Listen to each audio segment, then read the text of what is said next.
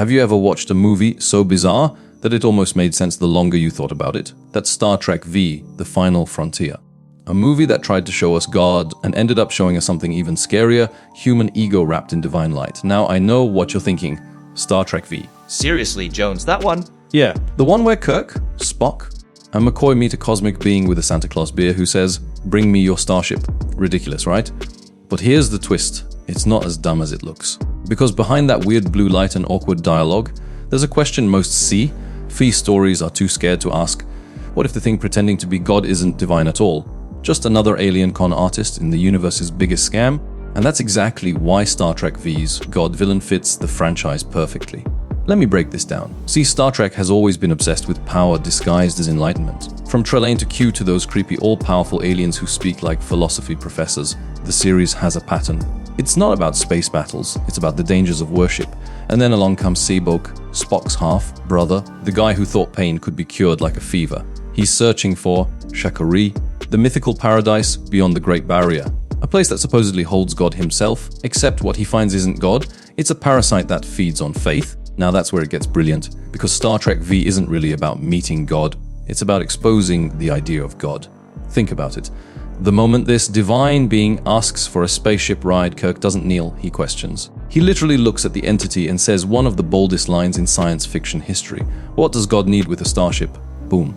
Mic drop. That line wasn't just sarcasm, it was a revolution. Because Kirk wasn't just talking to a fake god, he was talking to every system, every authority, every false prophet who demands blind loyalty without offering proof.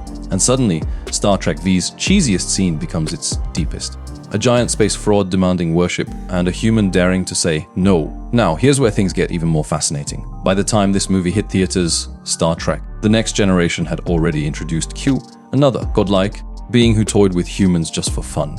So while fans laughed at Shatner's floating beard villain, the franchise was doubling down on the exact same theme. The universe is full of things pretending to be gods, and humans must never stop questioning them. And isn't that what Star Trek has always stood for? Curiosity over fear, logic over dogma, discovery over devotion. But here's the kicker. Most fans missed it. They were so caught up in the bad effects and awkward comedy that they overlooked the message.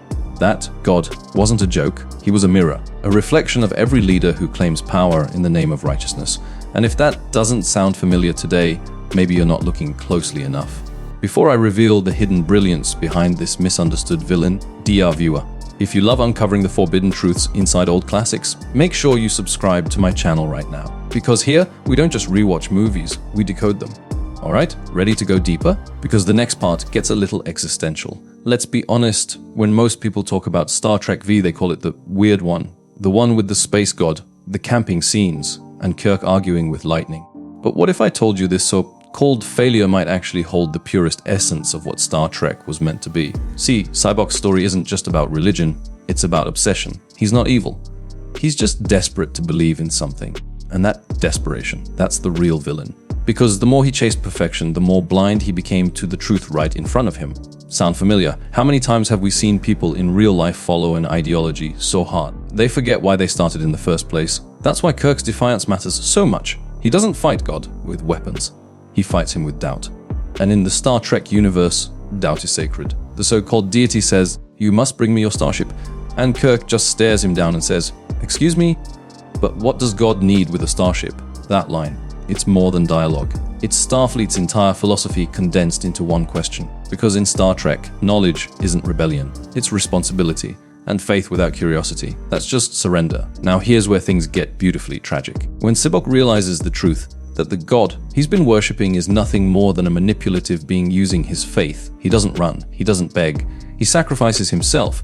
He looks that false deity in the face and says, "You're not my god." And just like that, Sybok earns redemption. It's poetic, really. A man who spent his life searching for divinity ends up finding humanity instead. Through courage, truth, and pain. That's the message buried under all the budget cuts and awkward humor. You don't need to find God at the end of the galaxy. You just need to find yourself.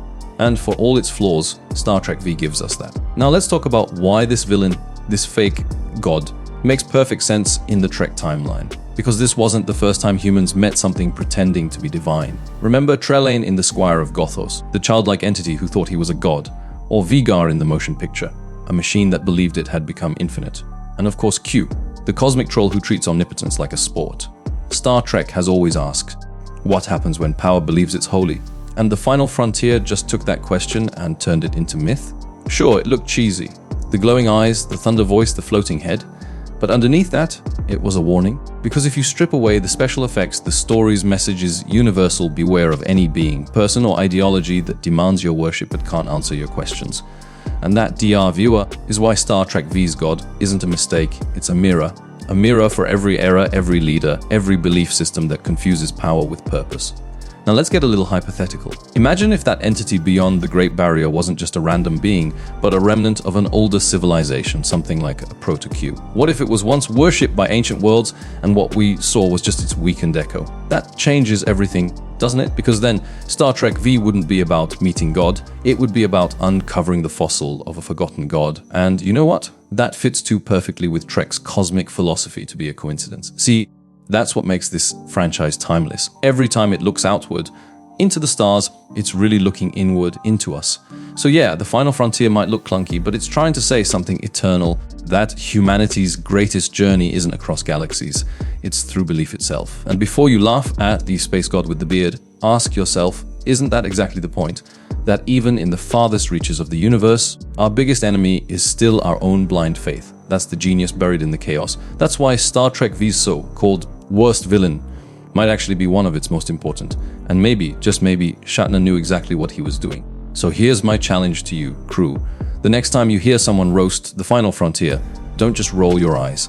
Ask them this: if you met something claiming to be God, would you have the courage to question it? Because that's what makes Star Trek legendary. Not its ships, not its tech, but its defiance. Now, I want to hear from you, seriously. Do you think that God entity was a cosmic scam artist, or something bigger that Starfleet never truly understood? Drop your theories in the comments and let's debate it like it's the final episode of Deep Space Nine. And hey, if you made it this far, you're already part of the crew.